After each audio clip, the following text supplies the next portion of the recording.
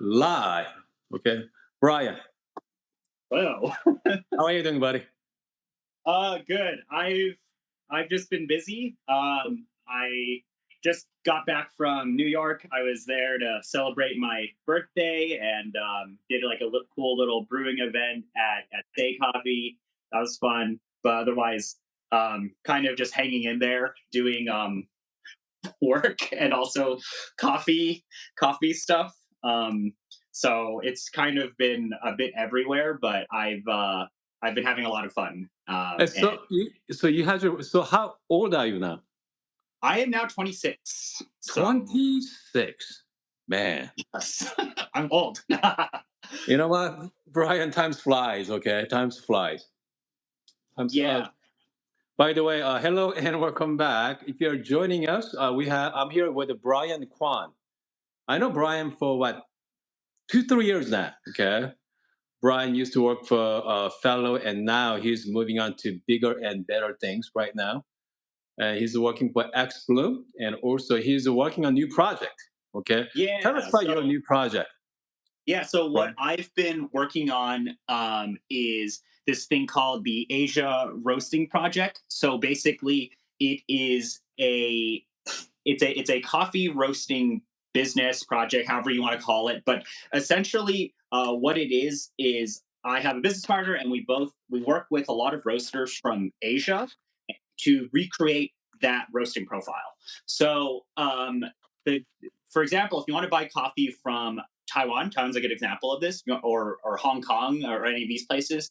If you want to buy coffee from those roasteries, it's pretty difficult to actually get that into the states.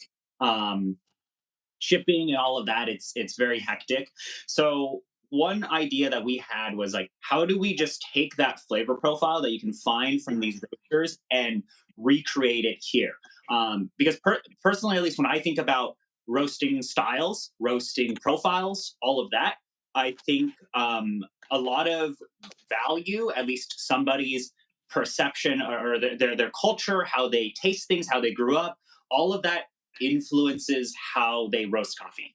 I think a lot of those things translate to you somehow when you brew the coffee. A lot of people, for example, currently go and buy the same green but roasted by a variety of different roasters, and you can understand a lot from tasting somebody's roast of a coffee. And for me, I really wanted to bring some of that, tap into, I guess, my culture and a lot of the Asian cultures in the coffee world, and try to bring that flavor profile here to the states. And what we do basically is we partner with a variety of these coffee roasters. And what we do is we basically have these greens, we send them out to Asia, they roast the coffee, and they send us the profile back, and we basically recreate that roasting profile here. Um, so we're able to have, for example, in this today, we have one green coffee, but Yep. it has multiple roast profiles. So there are two different roast profiles in this tasting set, and they will taste different because, as it turns out, how you roast coffee changes a lot of different things in the cup. So, what's been interesting for me is to be able to taste, say, an American roast of some of these coffees, and also some of these Asian roasting profiles. The simple difference that I have observed with a lot of American roasters Mhm. and a lot of Asian roasters, even on the same coffee, is how roasters play with acidity and sweetness. I Ah. think, for example, if you drink, say is my personal Yep. favorite, very upfront acidity. A lot of American roasters, I feel, emphasize acidity and brightness, punchy flavors, which I think is fantastic in today's landscape of light Mhm. coffee, all of that. However, I think what's been really interesting, a lot of Asian roasters seem to focus on sweetness. Yeah. I'm Yep. drastically generalizing the differences, but just think about cuisines. A Yep. lot of Asian foods pretty sweet, right? I like to use this example at times, which is like Coca Cola existing. Like Coca Cola is a very American thing, I feel. there's sweetness in there, but it's like acidity, sweetness and acidity.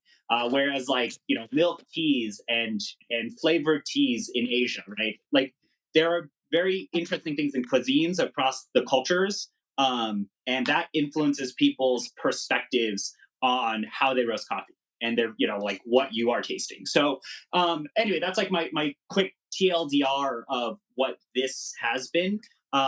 This specific tasting set is a washed Ethiopian limu coffee. Um, it is actually a very straightforward coffee. I think this is like, it's a lower point score coffee, like 82, 83 points. Uh-huh. Uh, but it is not a very complex coffee. And that actually will work out for what we're trying to do today. You should be able to taste the difference between these two different roasting profiles. One of these roasting profiles is from Mojo Coffee, which is from Taiwan. And then the other one is from Momokawa, which is a roaster from Macau. And they're very different roasting profiles. And currently we're just working on a lot of East Asia. That's just because my business partner and I are most familiar with like Taiwan, Hong Kong, Macau, all of that. But eventually we're going to try to move over to Southeast Asia, Yep. Korea, Japan, and all of that. But that is the bigger gist of what this is. We just released a new tasting set as well, which is a Hamasho Natural with two different roasting profiles. But for a lot of people, this is going to be one of the first few times where you're able to taste, I think, a more Asian perspective on coffees, as well as even in a tasting set, just in general. I think it's really cool to have a single green with multiple roasting profiles. So it's just like, here's the same coffee, but you can definitely taste how roasters are manipulating that flavor profile. Currently, we work with a roaster in San Jose to help, because I'm in the Bay Area, so Yep. we work with a roaster that helps us execute all of this. And but a lot of this has been very interesting. It's been very interesting to work with a lot of these Asian roasters, and we are able to recreate their roasting profile.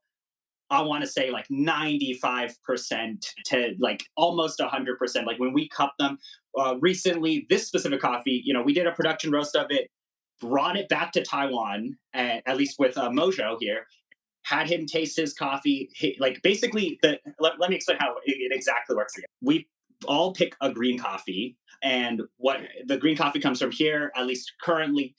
We have a roaster I work with. We use some of those greens. We send those greens to Asia. They roast that coffee, and then they send it back to us, and we basically have that profile and that coffee, and we cup it, and we basically are like, okay, well, how do we create this? And or sorry, we do a production version of that roast that they send us, and we cup it against the real roast that comes from Asia and the roast that we create here, and we try to make them taste as close as possible. We're not going to be exact. We try to roast on the exact same roaster. In this Okay. case, we're on a Probat. Okay. But basically we try to match up the roast as closely as possible on a flavor perspective, and we've gotten really close, and we then send our production version of it back to Asia, and then they cup it, and they're like, oh wow, this actually, we've had roasters who are like pretty surprised with how close we're able to replicate their style. And that's been really cool as well, is to have roasters taste their our recreated version of their roast next to their real roast, and are like, whoa, it tastes basically the same. And that's really cool. So it is possible to recreate somebody's roasting profile, of course, with their blessing. They send us the profile, Yeah. they help us QC, they help us do all of that. But yeah, that's kind of the gist of what this is. I don't know, it's just something new that I worked on. I'm really happy and grateful for everybody who has ordered the coffees, and this is effectively a very small business, so would Yeah. really appreciate it if anybody picks up some of these coffees. But yeah, it's just two people. It's just me and my partner. His Yep. name is Dave. So he's been great because he handles a lot of like, he goes to Asia all the time and he works with these roasters, whereas I do like the marketing, and I do the website and all of that. So it's been a very interesting project to work on. But that's what we have now. And it's real, and we have the coffees here, and you have the coffees as well. So I think it'd be fun for us to brew and all of that, and see what And happens. so, Brian, so is that one of those your passion project? Yeah, this is something I've been pretty interested in. Okay. uh I just think, in the current landscape of coffee, I have a at least when I look at me, I have a very American perspective on Yes. coffee. Yep. Uh, like, and it's been interesting looking at Asian perspectives of coffee, and tasting that. For me, I just really enjoy brightness. I enjoy acidity. But like tasting some of these different coffees roasted from Asia, like going to Asia and buying those coffees, and even tasting recreated versions of those here, it's a very different perspective. And I have learned a lot. I'm like, whoa, this is quite interesting. Tasting some of these coffees, and doing this project has really helped me shape some of give me a more, I would say, broader perspective on flavor profiles, and what exists out there. Okay. So let's. So what do you recommend comes to like time, the time of the brew time? So what I would recommend for this tasting set, so these coffees, if you actually look at the beans, Yep. they're decently light. We're Yep. not super ultra light, but we're pretty Okay. light in the Yep. context of all coffee, as most people are drinking a lot of darker stuff. So Yep. there is going to be acidity in here. It's going to be a light roast. So generally speaking, I am brewing around 2.5 to 3 minutes. Okay. What I would recommend you do is use the same dose, the same recipe, Yep. and brew both of the coffees. Yep. These are the nice thing about these coffees, of them not being ultra high score point coffees and not the lightest roast in the world, is that they're easy to brew. You can use the same recipe on both of these coffees. I actually suggest you use the same recipe on both of these Yep. coffees. And what you do afterwards is just taste the differences. So Yep. I would suggest, at least for the purposes of this tasting, to do a 12-gram dose on both of these Yep. coffees. I like 92 Celsius, Okay. 90. 92. You got it. So Yep. slightly on the lower Yep. side. And then I would just do, I think it doesn't really matter what recipe you use, as long as you are using the same recipe for both. Exactly. Correct. So I'm gonna be using the Pietro grinder, Mhm. and then what grinder are you gonna use? I'm gonna use, it's not in the camera here, or my phone can't see it, but I'm gonna Yep. use this option O1 to Okay. the side here. Sounds good. Yeah, use the same grinder, use the same everything. Yeah. So right now we are brewing. I'm going to be using the Oria V3 with the Pietro grinder, and then I'm using the 12-gram dose at Yes. 92 Celsius. Yep. And try to keep track of which one or which one is which, so you can Oh yeah. take, because there are some things that, like, there actually is information on these, Yeah. um, and the profiles are very different between these two. Yeah.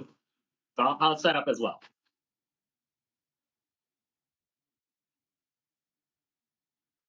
If you guys are just joining us, we are hanging out with the Brian Kwan from Asian Roasting Project.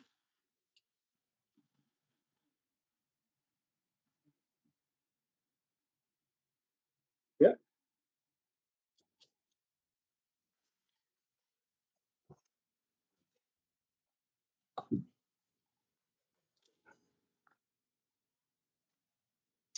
Okay.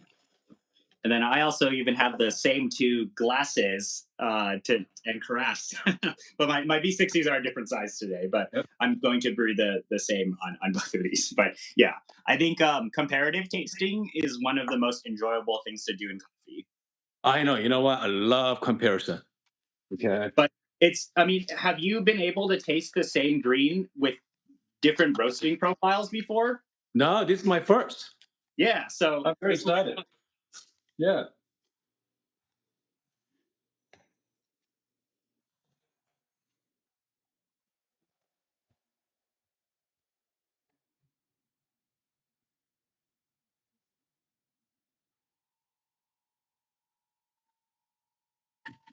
How do you like the O1 so far, Brian? What? Oh, How do you like the O1? I think it's great. It's I really like it for espresso. I think filter, it's a little. I mean, it's really good, but it's super balanced. So Ah, I think if you're into like very balanced brews, the Mizens are really great.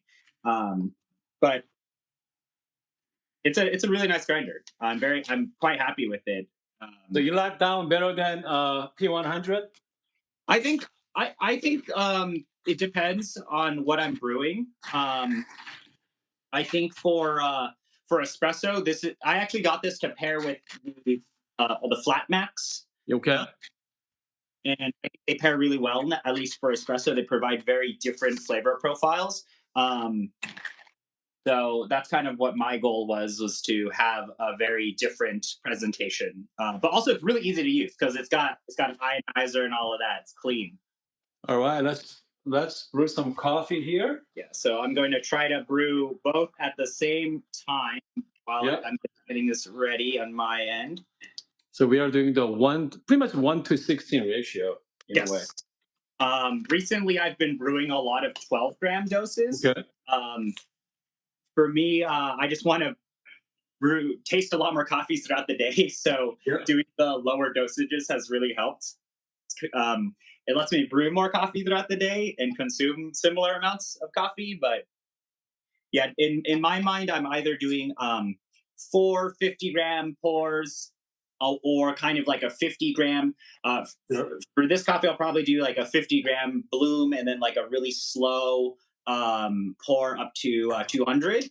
I find with a lot of, at least these coffees that we've been working on, I like slower pours, Mhm. things that emphasize sweetness, because I think a lot of the roasting profiles from Asia do emphasize sweetness in some sort of way. But for the purposes of comparative tasting, just try to keep your recipe very similar across the two coffees. Exactly. Yes. But this is just a very standard, straightforward washed Ethiopian coffee, Yeah. and I think this was like a really great choice on, at least on my end, because it makes tasting super straightforward. You don't need to be a super taster to taste the complexities of like a wash Panamanian Gesha. This is just Sure. a full Ethiopian. Just under 3 minutes. Mhm. So this one, so my yellow cup here. So this on my yellow cup is Mhm. the roasting from Macau. Okay, so that is the Momokawa one, and then the other one is going to be Mojo. Moja.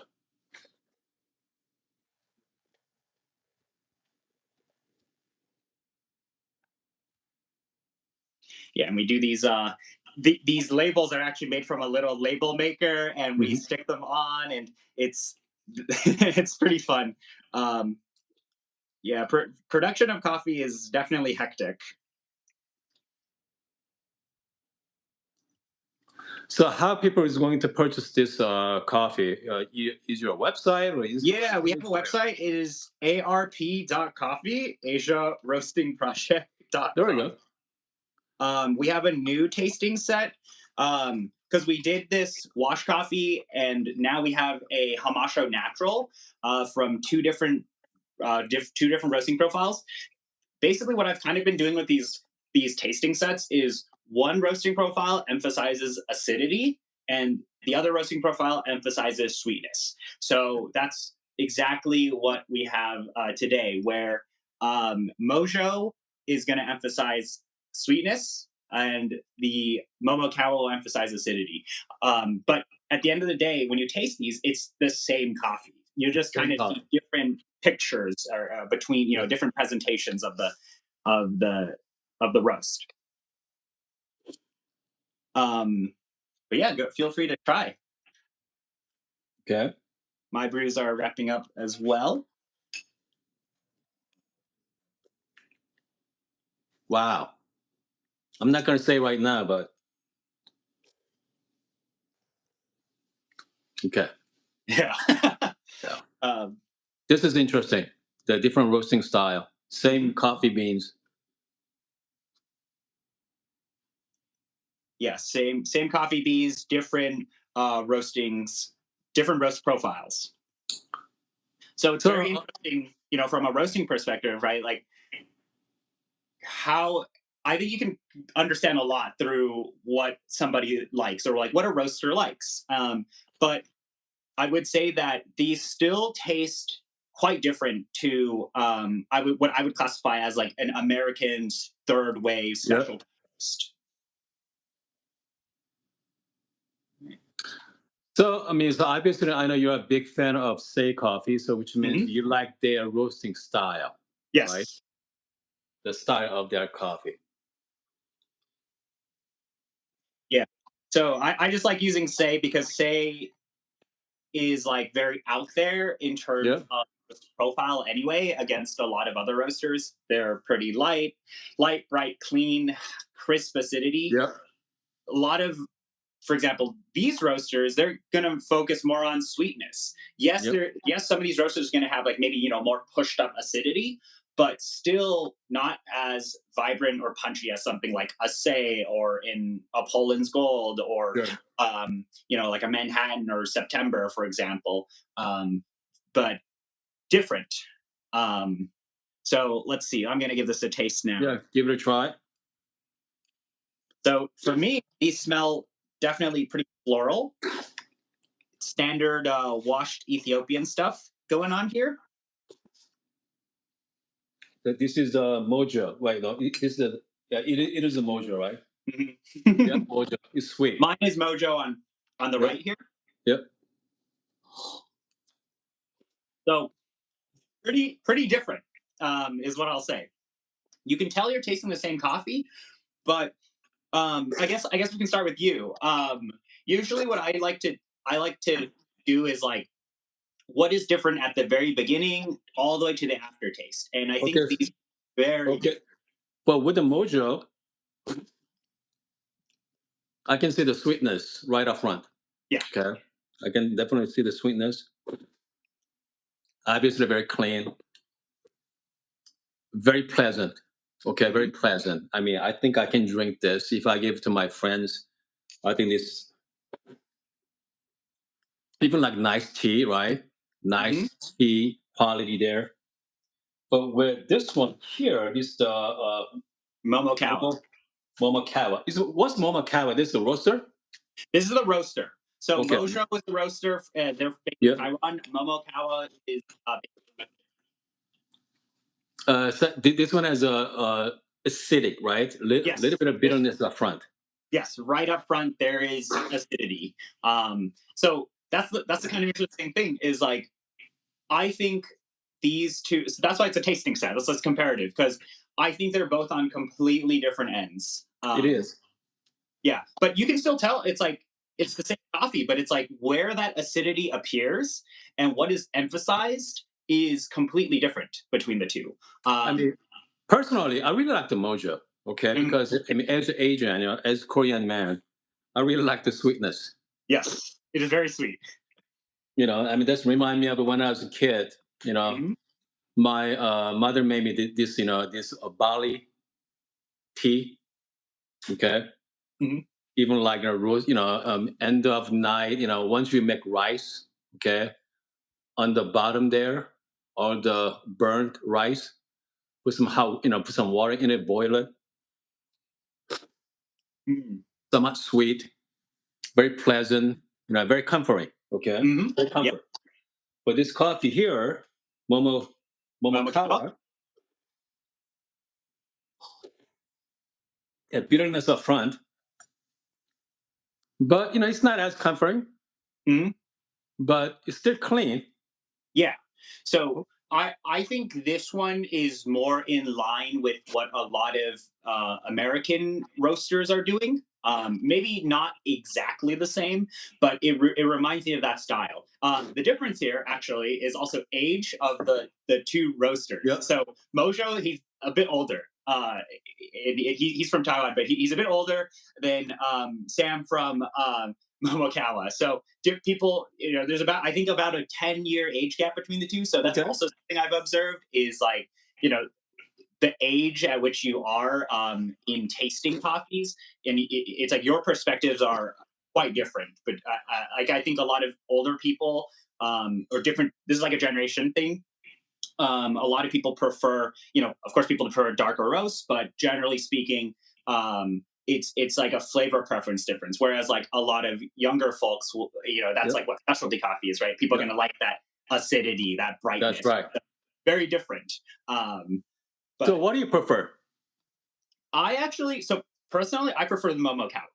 Okay. Um, Okay. because I like, I like say, right? I like these lighter roast coffees. Sure. Um, but working with these roasters and tasting, for example, this Mojo here, I'm like, oh, this is so different, right? This has really allowed me to increase my appreciation just for roasting styles in coffee.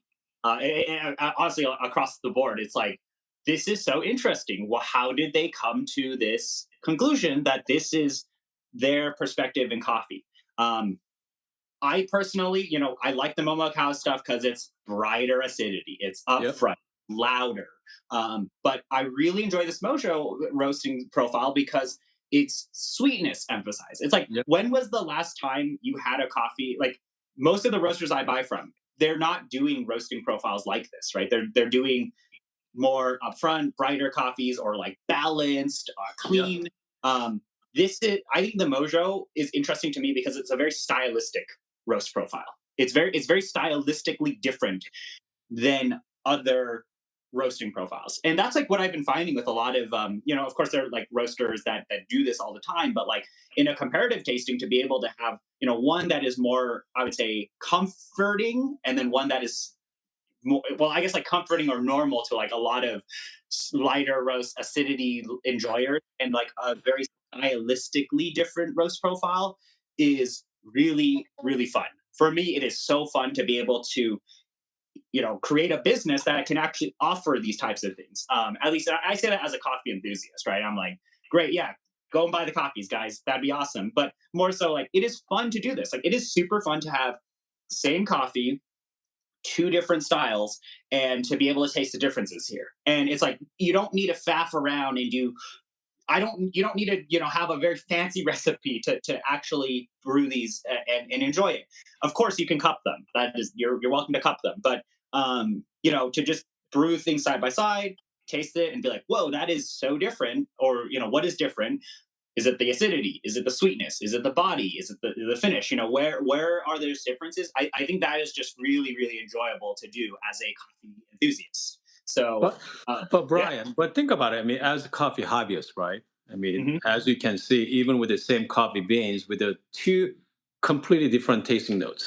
Hmm. Okay. But as a coffee hobbyist, it's hard to navigate, right? There's thousands and thousands of coffee roasters out there.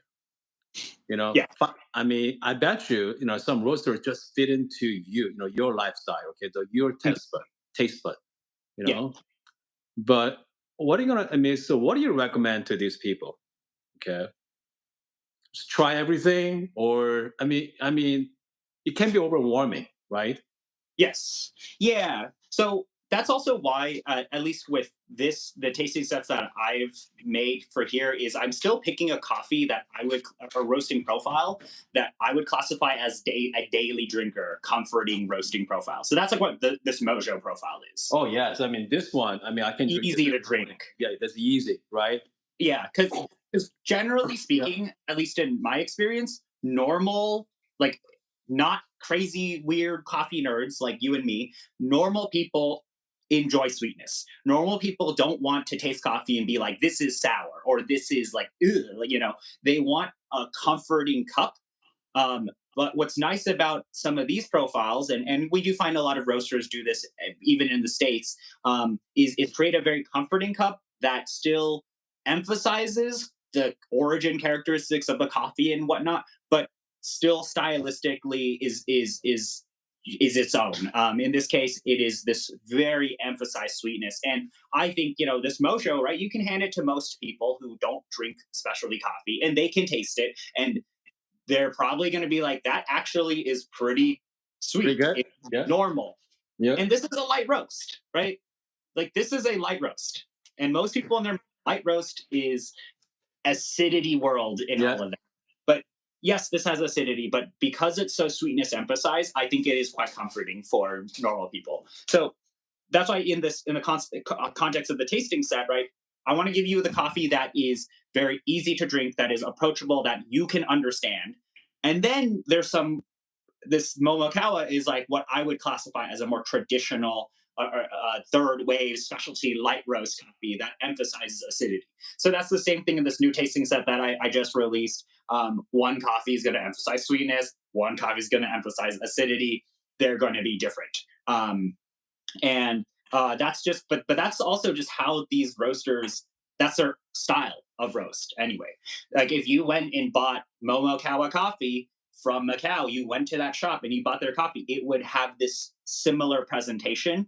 Same thing with Mojo. And that's what's been really cool, is to be able to take that perspective on coffee and all the different culture and things people have tasted in their life that have formed their palate to how they've learned how to roast coffee, and take that perspective and bring it here to the States has been really really rewarding. It's been awesome to be able to get these coffees out there. And I think what's been cool is we've gotten a lot of feedback from people. We're small, it's two people. And people are like, wow, that actually tastes different than what I thought it would taste like, or that tastes different than like what my American roasting, American roasters I purchased from, or European roasters I purchased from. And this is just that different perspective that I want to put out there on coffee. And there's no right or wrong perspective on coffee, but Yep. it's a different thing, and I want people to try it, and that's interesting to me. But yeah, that's like my big pitch on on what the Asia roasting stuff is. But it's been really fun. Hey, Brian, so I mean, can you think of in US roaster that is sweetness focused? Yeah. Let me think. I think I actually think of the lighter stuff that what I'm really into is I actually quite like Flower Child. Okay, President, well, okay. he gets the same greens as Say. But if you taste his coffee next to Say's roast, I think his is sweeter, or his Huh. emphasizes sweetness. It is bright. It could be perceived as acidic and all of that, but overall sweetness. I also think I'm trying to think of one. Oh, Broadsheet Coffee out of Boston or Massachusetts. They focus on a lot of sweetness forward coffees, but it just seems like a lot of but also like a lot of roasters, um I think still want to focus on that like upfront acidity, which is great. I mean, I don't think there's anything wrong with that. But generally, like even if you go to like roasters from Japan, some of those roasters focus on this type of like this mojo roasting style, which is like sweetness bumped up. Generally, it's like yeah, generally like most of the coffee roasters I purchase from though are still in that more brighter vibrancy focused category. um, but it's kind of a bit everywhere. I mean, this is just more coffee to taste and drink.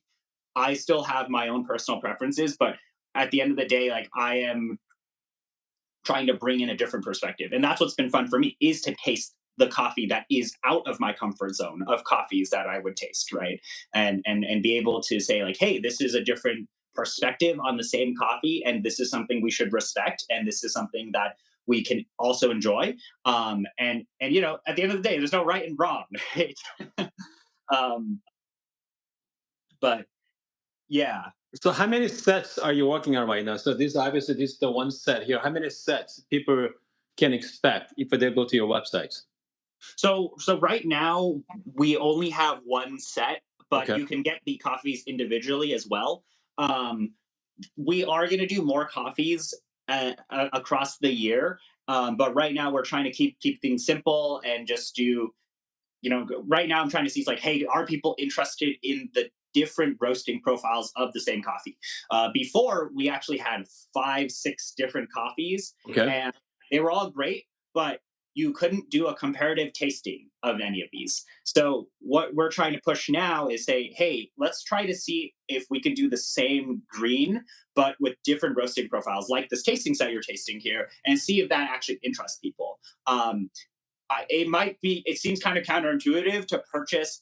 It's like, why am I buying the same coffee, but I'm getting like two of the same coffee? But I think what is really interesting is still that roasting profile is like that's what I think is fun about this. And I haven't really, I've only seen this done once elsewhere. I did see in Canada there was an Indian coffee set that was roasted uh, with three different roasting profiles. But I kind of wanted to be the only one to have a readily available set that you could comparatively taste. Um, so that is like I don't know. I think that's fun, but we'll see if it works because we don't want to spend all this time and work on stuff that nobody actually likes the tasting sets. Then maybe we'll have to look at something else. So But so pretty much you're saying is that this your set is for not regular people. I'm talking about more for coffee hobbyists like us, right? I think I think it's kind of a bit of both. Right Okay. now, the focus is definitely the people buying the copies are they definitely enthusiasts, Yep. um, but not every single most. I still think most enthusiasts trend more towards um, I, what I want where I want to kind of catch enthusiasts is people kind of learning how to taste coffee and learning about what is roasting or what different roasting profiles because I look at this and I'm like, wow, I didn't even if I was a beginner and I tasted this same coffee and I brewed the same way and you could taste very different presentations of the same coffee. I think that would be really helpful to people starting it, as much as people who are kind of tied in with like learning about this from me. And obviously I would classify myself as like in a very small niche set of people, small subset of people who are purchasing very expensive premium coffees, the true, crazy nerds. I don't really think these coffees are for them Okay. because I think people are going to want more complexity. They're going to want lighter roast, all of that. And that's a different perspective than what I'm trying to push this towards. Is I still think there is a bigger group of people who can benefit from tasting these. And I'm not trying to compete against a Say or a Flower Child with these coffees. That's very different. I just thought this was a different perspective, and I wanted to offer that out there. And I think it's still trending more towards normal, maybe like beginner enthusiast or Sure. like middle of their journey. You don't need anything fancy to brew these coffees. Exactly. So Brian, do you see yourself, okay, like down the road? I mean, do you want to like being a roast? I mean, owning a roasting company that's part of your plan, or I probably not. okay, I, so I've gotten this question a lot from people, which is like, "Hey, will you ever open your cafe? Will you ever open a cafe? Will you ever do a roastery?" I don't think so. Not yet. I haven't really shared this much like in any content on my hmm, end, but we can talk about. I feel like I talked about this the last time I was chatting with yeah, you. Still, my goals as a coffee professional, as like a newer coffee professional or whatever you want to call it is like my focus is the perception of value of coffee. yeah, Uh, Most simply put, I think at least in America, I don't think people are valuing coffee enough, either from a monetary perspective or from just anything. It's like, what do people think about coffee? Right? A lot of people, it's like there's so much more to coffee than just it being like a black liquid or anything like that. And um, my kind of focus with at least my career, because I do think it's possible to do something with my time in coffee. I really just want to work on that perception of value of coffee. I want people to actually think coffee is valuable. Currently, I think the way that value is communicated in coffee is through taste. Um, I can spend all the time in the world telling you about a beautiful wash Panamanian yeah, Gesha that was roasted by a top roaster in the world. But if you cannot actually taste the difference, or you cannot taste what that work is done, then I feel like everything that I have explained to you has been lost in some sort of way. And there are a lot of different things, which is like, where is value communicated in the supply chain, where like what is actually valuable to the end consumer of coffee.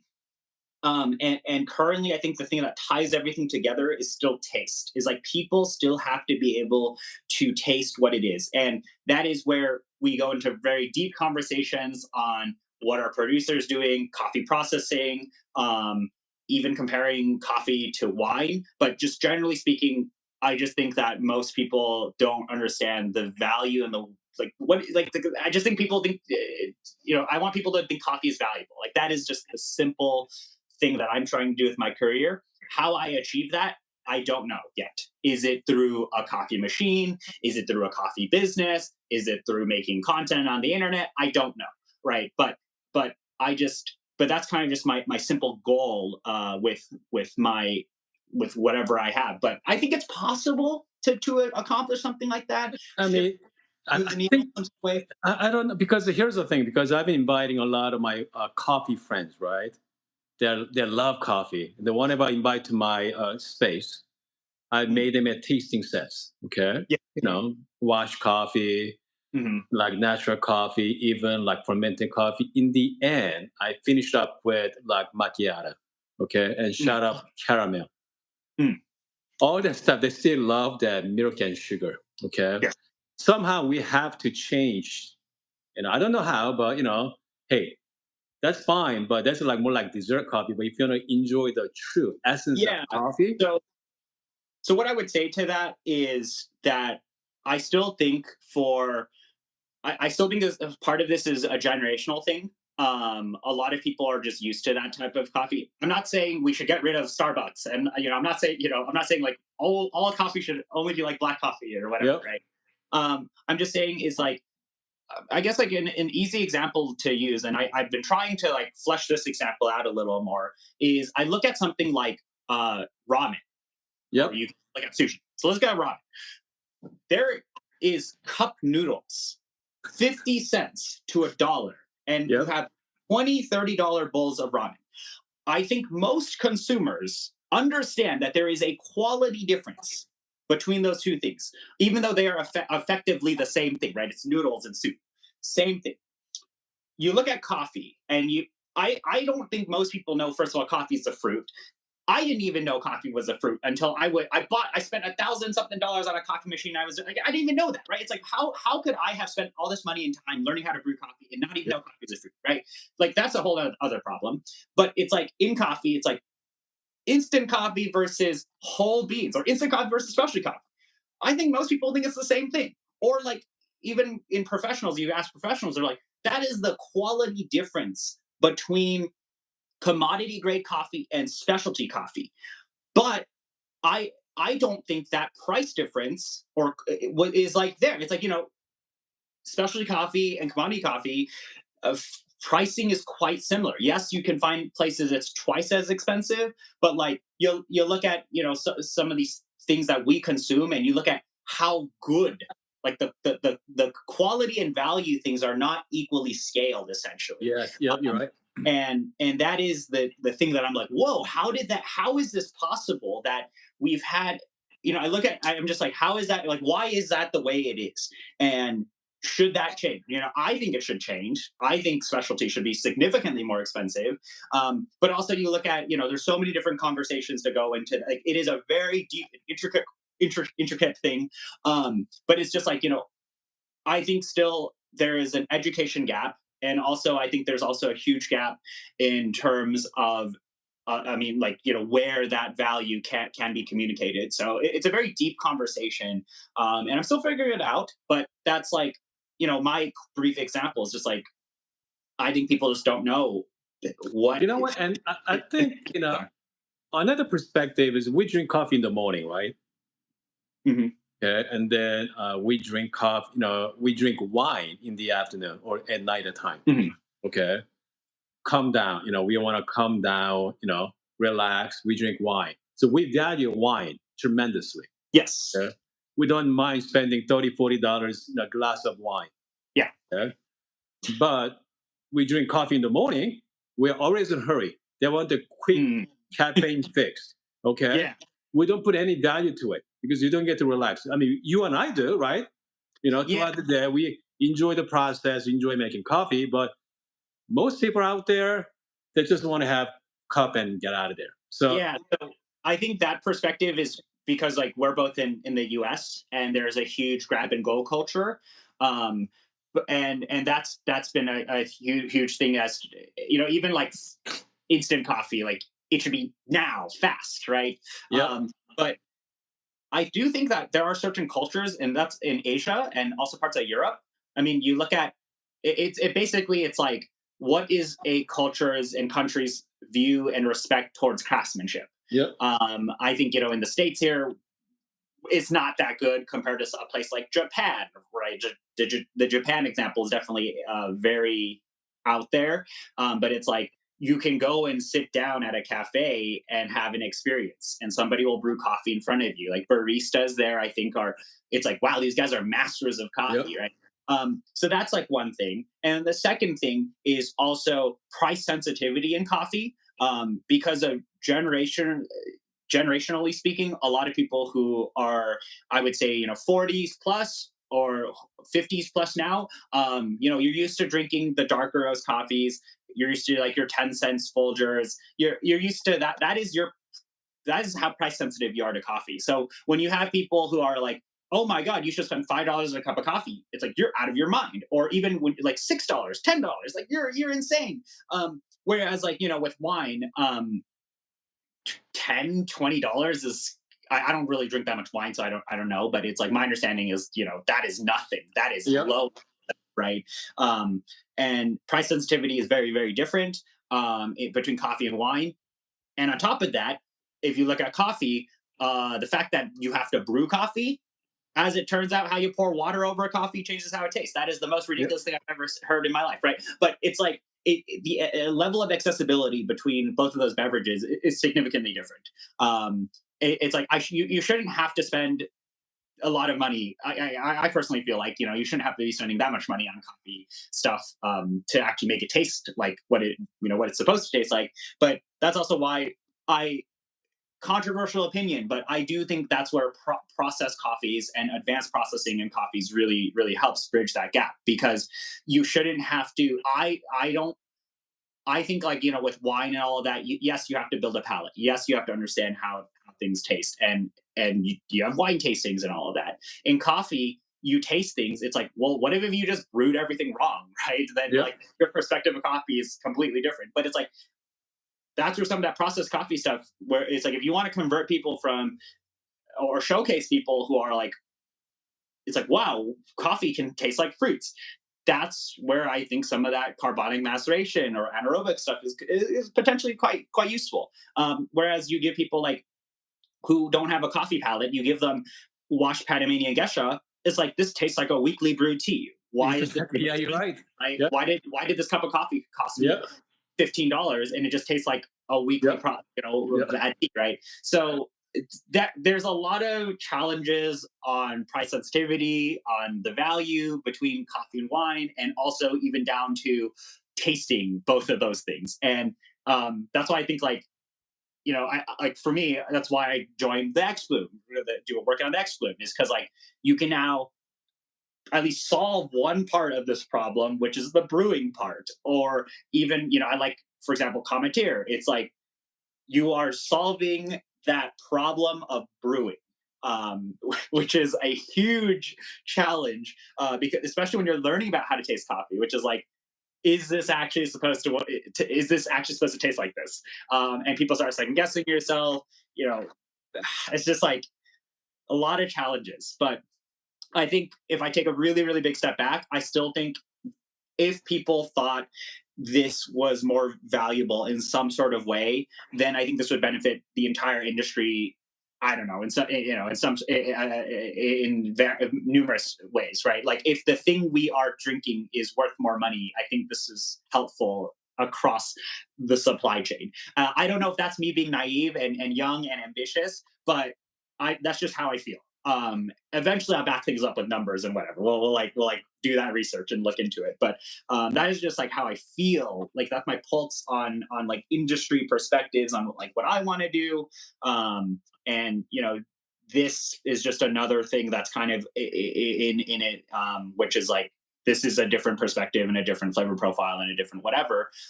Hopefully you appreciate it, but overall, like I'm still trying to work on this value, right? Like perception of value, and I don't entirely know what the correct way to approach that is. But here's the thing, though, because I don't think anybody try to attempt that. Just like wine bar, right? If you go to some big city, the wine bar, just go over there, intimate, setting, having a nice wine. They don't mind spending 30, $40 for a nice glass wine. But I don't Mhm. think anybody attempt to create a coffee bar, coffee lounge, to just go in there, spending 20, $30 and drinking some finest coffee in the world. Yeah. That kind of experience. Yeah. So one, it's really hard to do in the U.S. I think people before my time, at least working in the industry, have attempted that, but COVID obviously killed Okay. off things. Um, I think in the U.S. there are actually a few areas in the country that have very strong coffee cultures, or Mhm. I would just say normal people who are very into they understand that coffee is valuable in some sort of way. Oftentimes, though, it is this is something I'm still trying to figure out is like when people spend 15 $20 on a cup of coffee, is it because it's like a fad, right? Like, oh, it's the most expensive thing, and you want to try it out. Like you go to, for example, Proud Mary Yeah. in Portland or in Austin, and you have that deluxe menu of coffee. Are you trying those coffees out because it's like spectacle, or is it that you actually appreciate that, right? So I still don't know what those differences are, and I'm still figuring that out for at least normal consumers. Um, but generally speaking, it's really difficult, to start a cafe. That's also back to that earlier question we were talking about, which is like, would I ever start a cafe? Right? I don't know. But there are some people who are trying, and I think that is what is really interesting. I mean, I think at least in the past kind of year-ish of just traveling around, I think some coffee roasteries are doing fantastic jobs at presenting that coffee is valuable. Funnily enough, Onyx out of Arkansas, Onyx Coffee Lab, I find it fascinating. That is a very fascinating area where I would say very normal, like the most normal Americans, right? Not like people in the Bay Area where there's like techies or like New Yeah. York bros, right? Like I would say in Arkansas, very normal people, they are going to a specialty coffee shop and they are actually spending decent money on coffee. And it's like people after sports games or church or whatever. And it's been very interesting. So it's like I do think there are pockets of places in the US that have really strong um, local presence, and you have normal people who their first coffee they ever taste is like a specialty coffee. And I think people get accustomed to the taste, then they start understanding that it's valuable and whatever. But it's like people, I don't think people need to get this deep like you and me to appreciate it, right? And that's kind of, it's like I think that is the gap that I'm trying to close, is like why, or figure out or understand. It's like how do you actually get normal people, like what is missing for a normal person to say like, hey, this is valuable in some sort of way, whereas like you look at wine or food, right? Like people understand that there is some of the food you eat is of higher quality, even if it's the same thing, right? Like sushi, gas station take sushi versus omakase, right? There is a quality difference between those two things. People understand that. How do we do that in coffee, right? And maybe am I crazy? And people already understand there's a difference, right? But I just think like I think people, if I were to take a step back, I think people do understand that there is a difference, but it's not. But people don't understand how drastically different it is in terms of quality, and that's like where I think the value conversation can be had. But anyway, I don't know. I'm rambling. I'm caffeinated. You know what? I mean, you have a right point because again, how as I mean, like yourself, okay, convey that to regular people, right? Just people next door to you. Yeah. There's difference between good coffee and regular coffee, right? Mhm.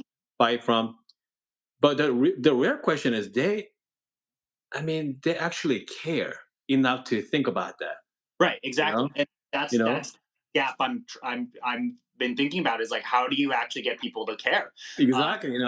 Why should care, right? So I just want a coffee and just go to work, right? yeah, Or something, hold in my hand, drink some coffee at work or at home, just get ready for work. Why yeah. should I care about this coffee acidity, right? So Right. So that's like the thing. I'm like, yeah, okay, this is going to take a lot of time and probably my entire career, at least in America, to in the U.S. to think about. But like that is that is like a very interesting thing, and that is what I'm trying to focus yeah, my career on is like because I think if people actually cared, this would bump up the value of coffee. This would bump up the exactly. You value correct. Yep. and I don't know anymore like this year I think I'm trying to work with some of these professors trying to do some more research because this is all of this is how I feel and this is like my perspective on basically I'm a consumer and enthusiast that has now been privileged enough to work in the industry and it's like how did I as a consumer have so many missing gaps in my knowledge of coffee or like appreciation of coffee that I had to go and work in coffee to start to appreciate it and all of that right and that is that gap of knowledge or gap of I would say respect or value or whatever that I think exists right now and it's like how do we how do we make how do we fix that in some sort of way right and maybe it doesn't need to be fixed or I don't know what the right answer is but it's like that's just what I my general that general feeling that I have now at least but who knows Oh man, that is a very deep conversation, right? yeah How can you put it's the yeah, a complex yep. conversation and I just look at I just look at like what does the industry care about and like the industry is like arguing over coffee competitions and super automatic latte machines it's You know like what? By the I way, so I interviewed Jay yesterday on mm, my live streaming, and then it is, isn't it? Right? And we are talking about the super automatic with the latte art championship for the next couple of years. And what is your thoughts on that, Brian? I have not kept up with that. Okay. I literally was on a flight and then I got back or like I was like flying to New York and then I got this I was like got all these million messages it's like oh my god it's a big problem I think so first of all, I don't know much about the very nuances of latte art competitions, but my understanding of world latte art competition is like it's like not actually people in the world who are competing there. I don't Yep. know. So like the competition's questionable is my understanding. And then second of all, um, I think there was a lot of expressiveness with Yep. how people steam milk. That's like a whole entire like all the latte art competitors can go into hours of Yeah. conversations on milk. So I do think the automated stuff does limit some of the expressiveness that a competitor Sure. can have, but at the same time, I don't really care too much. I think competition. So competitions in coffee are Sure. very weird. They're not fair in general, but like that's another whole weird. I have like some strong-ish opinions on that, but I You just know think what? I mean, yeah. there's a big gap. Okay, big gap between the coffee specialist, coffee professional versus regular people. Mhm. Yeah. I mean, that gap is huge. Okay, so I know what you're trying to do. I know you're trying to reduce the gap, right? Mhm. So now people can appreciate the coffee, which means you're going to elevate the coffee industry. Right. Means a barista is going to get paid more. I mean, Mhm. they look at it as not minimum wage job. It's an actual Yeah. professional job. If it was like a career for people, You can sure. but it's like I think if if coffee was considered to be more premium, more valuable, Yep. um, then this would benefit the industry as a whole. Yep. Again, I don't know if that's just me being ambitious, but I just look at it and I'm like, this is crazy that there's so much work that goes into every step of the supply chain, and people are there's so much price sensitivity in this. I'm like, I cannot believe that people don't understand, like, there's this work that's been done, and like I just did not feel like the people who came before me did a very good job, at least at scaling the price to the amount of, I guess, like, to what it is, right? But that's also how young the industry is, right? It's like the fact that this has been like maybe 20-year-old industry at the most Yeah, means that's that it. Yep. my understanding is there was a price increase 10 years ago. There was a price increase between commodity and specialty. People were paying 2 times as much, but I felt like that should be even more. But then again, it's all down to economics. Other coffee businesses have caught up. Obviously, like, you can go to a street that has a specialty shop and a Starbucks, and you can go buy a latte from both of those places, and a latte is going to be around the same price. Yep. But the margins are completely different. And also, this amount of skilled labor at specialty coffee shops, I think, are a little stubborn, I think, in certain areas where I do think automation needs to happen. I don't know, that's also a controversial opinion which may upset people, but like, it's like that there are so many like interesting things there. But it's like, now specialty coffee is very accessible. It is extremely accessible. You can go to most places in the States and get specialty coffee. Um, so, but it's like, people still think it's a normal coffee shop, right? Or it's Right, like, exactly. Yeah, you're right. right? And it's like, but it's really not the same. Like, but specialty coffee is such a small, it's still a very small Yep. percentage of global coffee consumption. So that's like another big problem. But I just feel like, man, the quality. I'm like, these people, professionals, did a really great job at making it accessible. Now we need to make it more valuable. Even though I think people did a great job at making some of it valuable, I think it can be more. Um, Okay.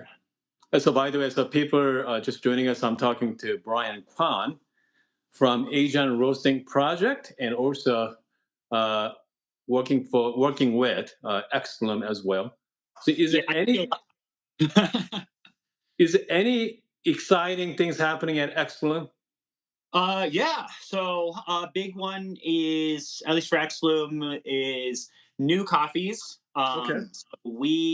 We actually have been releasing, so I oversee the product at Xloom for coffee, and we've been releasing new coffees every single 2 weeks. So a lot of premium coffees, a lot of very interesting coffees, and that's been great too, because we are able to present some premium coffees without any, I would say, stress. Like, if you bought, so this is a coffee we are featuring, or we just finished selling. It's a Wilton Benitez Okay.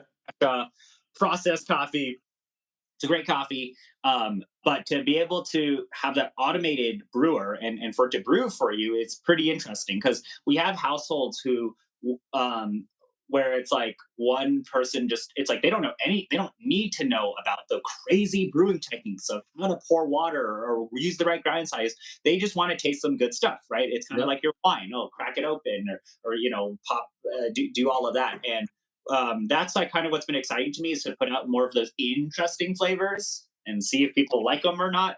Um, and then, aside from that, yeah, it's just like, more and more coffees. The frequency at releasing coffees, I think, is Yeah. what's interesting to me. But yeah, I mean, the reason why I work there is because it aligns with, like, most Sure. simply, it aligns with stuff that I am trying to do. Sure. Um, so I have no idea, but yeah, the that's what's cool with the X Bloom stuff, is new coffees And always. by the way, is that true? Are you big into audio? Yeah, I am. So you're the one of those guys spending what, a couple $100 on audio cable? Maybe not, not cables. I don't spend money on cables. We're like, yeah, definitely the headphones and all of Okay. that. I Yeah, that's it's really interesting because I think with coffee, it's this hobby now is becoming very similar to like the audio hobby. You I know mean, obviously, what? active hobby. Like, You know what? That's the thing. I mean, people are watching us right now. You think they think we're crazy, but it is okay. I mean, I have a Bravo Barista Pro here. Most people think that this is outrageous. yeah, Okay, absolutely. okay, but now Brian, right next to him, he has a 100 what 2 millimeter flatbed grinder from Optional. Okay, Yeah, okay, and then that's one of many Brian has. And yeah, also he has incredible coffee machines as well. So it's all different level. Okay, I mean I can see why. Okay, people really into coffee, really high into these gadgets and want the yeah, best. Like start getting into audio, same thing, right?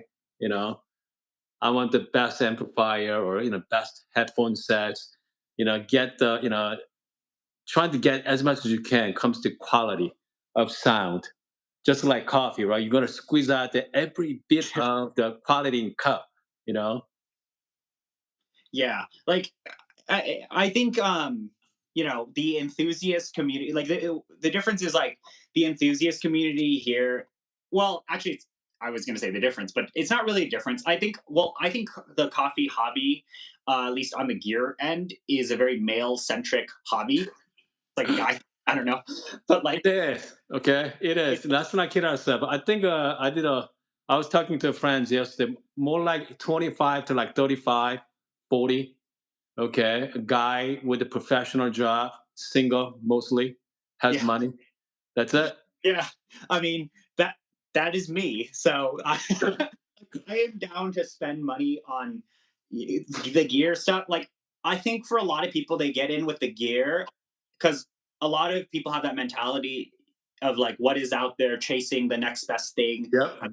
year end, and then now people then settle on getting into coffee. So that's like me. My experience is like get in with the gear, get all the fancy grinders, get all the machines, whatever, and then like now um go into coffee and like dive deep into like, oh, how's the producer processing stuff and all of that. But that's just because like a lot of people are very passionate in that way, and enthusiasts are critical. Enthusiasts are very into these very minor details that people can go into conversations of like, well, how is the producer processing things? Oh, I don't like naturals, or I only like wash coffee, or whatever. People to Yep. create very personal subjective preferences, and I think that's been really fun. But like generally speaking, at least for me, it's like what do I find valuable, right? That's right. I really enjoy coffee. So if I really enjoy coffee, I want to have a grinder or pieces of equipment that can elevate that. For me, like this is a $3,000 or whatever. I don't even remember how it was. Yep. It's very expensive, but I want to have the maximum enjoyability of coffee.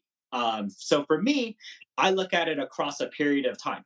If spending this much money increases my enjoyment of everything, increases the average of good tasting cups, then I think that's worth it. Of course, like you don't need to do that to enjoy things, but it depends on your perspective.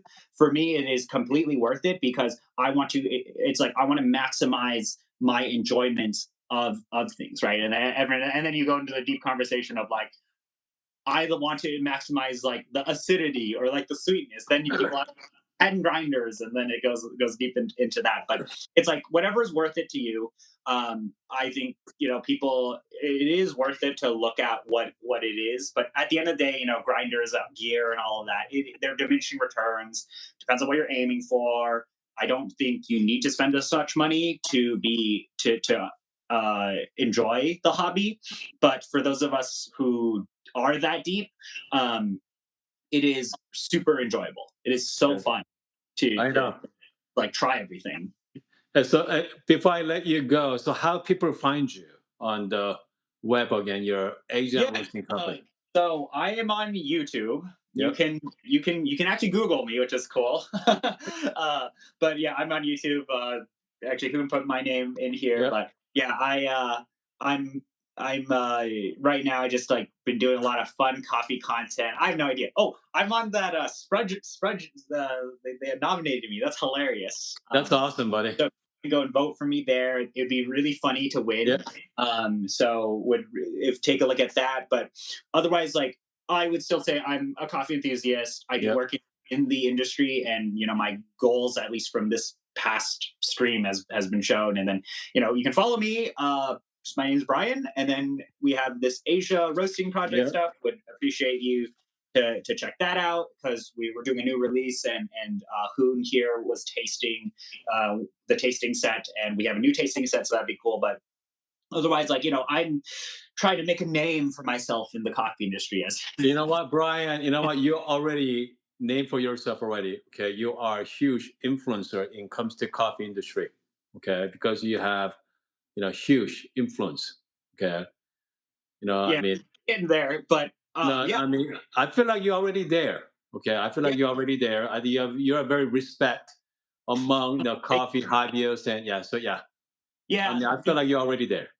Yeah, All right. but yeah, there's like a lot of work to be done in the industry, as Hoon and I have been talking about this, and a lot of that's what I'm trying to focus my Good. career. But it's been interesting to. I'll probably make some videos on this, but it's been interesting to even create a perspective like this in such a short Sure. period. Like for me, I've been a professional for 4 years. As the coffee is my first real job, and like the it's been interesting to be able to like get to know all these people and even make a name, break into the industry in such a short period of time. So that's why I feel confident in things actually changing in the industry, or for there to be different influences on consumers, and all of that is like if we can, the industry is still so young and there's so much opportunity, but also there are things that I think need to be changed, and I think these are like kind of core things, and things that I want to work on. So yeah, but I don't know. I hope everybody enjoyed hanging out with us. Okay. Looking at the chat here, but By the way, I'm gonna big shout out to Joe and Mr. Rainbow for the super chat. I know you guys are very generous, and thank you. And also, oh goodness, we have Jay from Korea as well. The Korea coffee scenes are out of control. Okay, yeah, that Brian, is. you have to go. Yeah, Brian, you have to go to Korea.